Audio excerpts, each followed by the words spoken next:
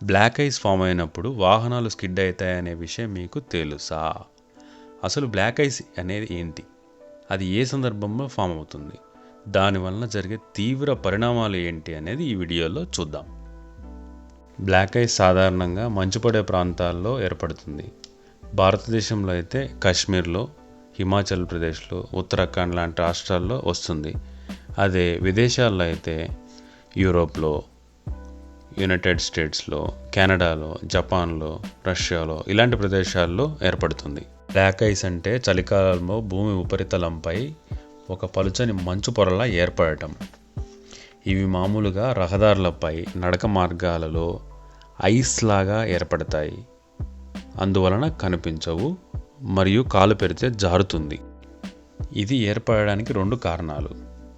గాలి ఉష్ణోగ్రత 0 degree centigrade లేదా దానికంటే తక్కువగా ఉంటే బ్లాక్ ఐస్ ఏర్పడే అవకాశం ఉంది. మరియు పడిన మంచు కరిగినప్పుడు కనిపించకుండా ఉండే బ్లాక్ ఐస్ ఫామ్ అవుతుంది. అప్పుడు మనుషులు నడవాలన్నా, వాహనాలు రోడ్డుపైన వెళ్ళాలన్నా అత్యంత ప్రమాదకరం. చాలా జాగ్రత్తగా వెళ్ళాలి, లేకపోతే మనుషులు జారిపడతారు. వాహనాలు అదుపు తప్పి ఇతర వాహనాలకి కూడా ప్రమాదకరంగా మారచ్చు.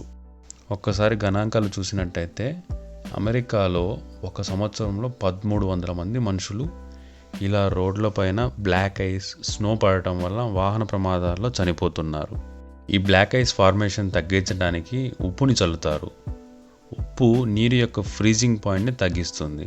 అందువలన బ్లాక్ ఐస్ ఫామ్ అయ్యే ఛాన్సెస్ తక్కువ అవుతాయి.